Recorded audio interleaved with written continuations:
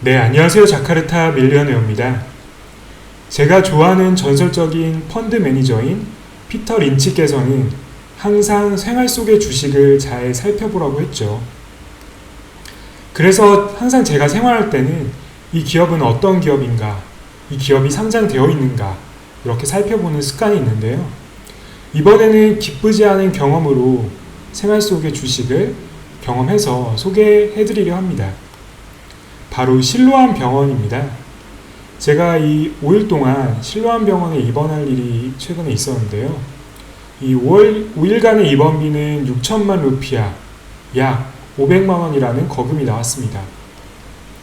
입원을 하면서 무엇보다 건강의 중요성, 그리고 돈 없으면 이런 괜찮은 병원에 입원도 못하겠구나, 이렇게 나를 지켜줄 돈의 중요성도 새삼 깨달았습니다.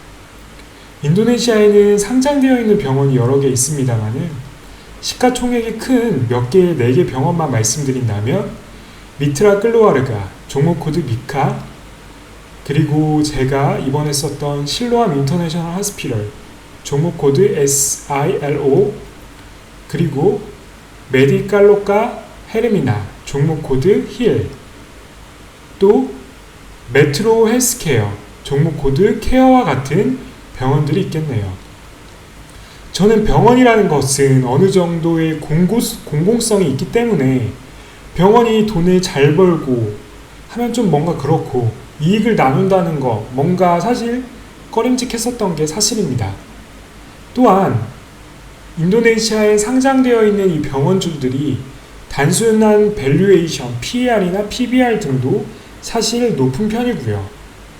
그래서 병원주에는 크게 관심이 없었는데 저는 이 실로암 병원에 있어 보면서 병원주도 실제로 경험하면서 이제 관심을 갖게 되고 해서 이렇게 병원주, 특히 실로암 병원 이 주식에 대해서 간단하게 한번 살펴보려 합니다.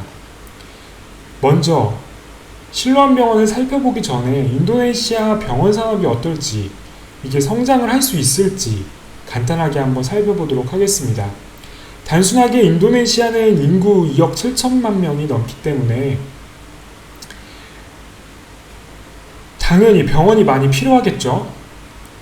그럼 수요와 공급 측면에서 한번 살펴보도록 하겠습니다. 한국보건산업진흥원에서 운영하고 있는 KOHES 의료 해외 진출 종합 정보 포털에서 2020년 12월 29일에 인도네시아 헬스케어 산업, 외국 투자자들을 위한 기회의 나라, 뭐 이렇게 되어 있네요. 인도네시아는 2,925개의 병원이 31만 3천 정도의 병상을 제공하고 있으며 인구 1000명당 약 1.17 병상의 규모이고 이는 아세안에서 가장 낮은 수치라고 합니다. 그렇다면 확실히 수요에 비해서 공급은 부족한 상황인 것이죠. 이 병원 산업이 인도네시아에서 병원이 증가할 요인은 충분해 보입니다. 자카르타에 있는 도심보다는 2단계에 있는 도심들이 부동산 가격이 아무래도 자카르타보다는 낮기 때문에 수익성이 높다고 되어 있습니다. 결국 병원도 부동산이 필요하니까 이제 그런 것 같습니다. 이 1000명당 병상수가 아까 인도네시아의 경우에는 1.17 수준이라고 했는데 한국 같은 경우에는 12.4, 그리고 OECD 평균은 4.5입니다. 여기서 낮은 수준으로 잡은 스웨덴, 터키와 비교해도 물론 멕시코는 1 수준이긴 합니다만 최소 2까지는 장기적으로 성장할 수 있지 않을까 이렇게 보입니다. 그럼 이 실로암 병원에 대해서 알아보도록 할게요. 이 실로암 병원은 29개의 도시에 40개의 병원을 가지고 있는 그런 커다란 병원 체인입니다. 1996년에 설립되어 있고 2013년에 인도네시아 증권거래소에 상장이 된 그런 병원 체인입니다. 3,792개의 병상과 약 10,000명 이상의 의료인들이 인도네시아 전역을 이 지도에 보시는 것 같이 전역을 커버하고 있습니다. 약 50% 커버를 하고 있다고 하네요. 비뇨기과, 호흡기 내과, 종양, 신경, 순환기 내과 부분에 이 전문성을 가지고 있고요. 이 우페하, 유니버시타스 플리타 하라판이라는 인도네시아 유명 사립대학교의 의대와 같이 협력도 되어 있습니다. 그래서 인도네시아 같은 경우는 가격대가 높은 사립병원에 속합니다. 그래서 병상당 수익도 다른 병원에 비해서 좀 높죠. 다음은 실로암 병원의 주요 주주사항인데요. 이 실로암 병원은 인도네시아 대기업인 리뽀그룹에서 소유를 하고 있습니다. 그래서 이 실로암의 46.86%가 이제 리뽀 까라와치가 소유를 하고 있고요. 두 번째로는 CVC 캐피탈 파트너스 사모펀드가 26.18% 소유하고 있습니다. 그리고 일본의 마루베니 종합상사가 4.99% 소유하고 있습니다. 주가를 살펴보면요.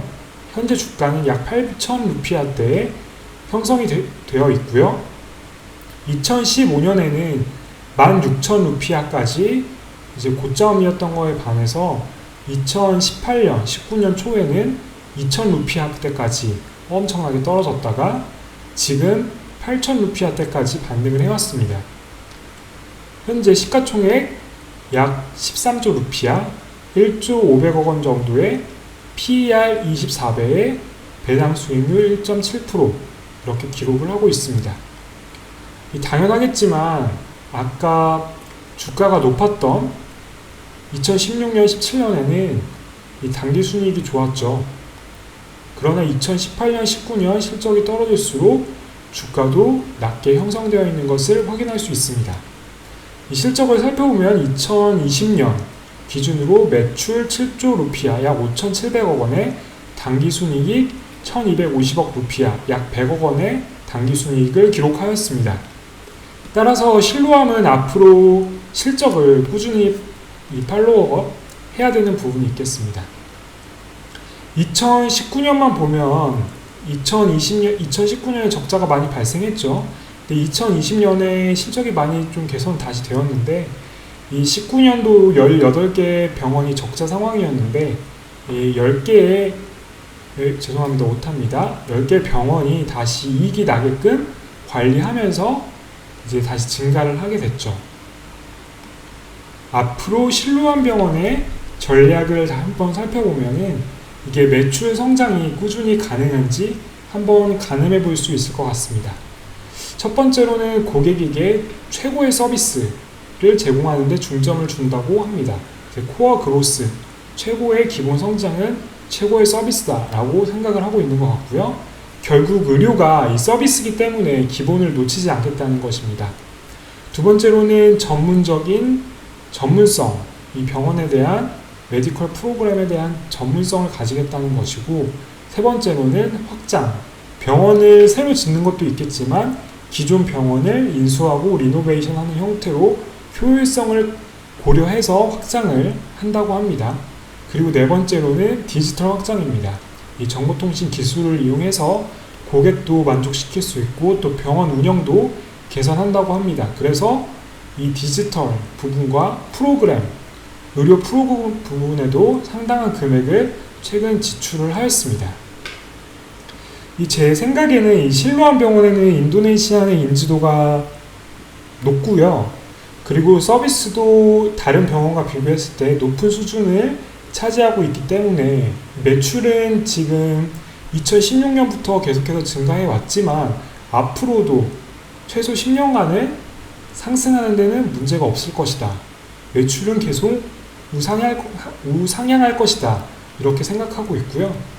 이 실로라는 이 종목을 관심 종목에 두고 이 실적 부분을 계속 팔로우업 했다가 주가가 좀 떨어졌거나 아니면 실적이 좀 개선돼서 실적은 개선되는데 주가는 그대로다 뭐 이런 식으로 좀 저평가되는 모습을 보여줬을 때 이제 매수해 보려고 합니다. 제가 언젠가 이 인도네시아 의료테크 스타트업에 투자해 본 그런 이야기도 한번 풀어볼까 합니다.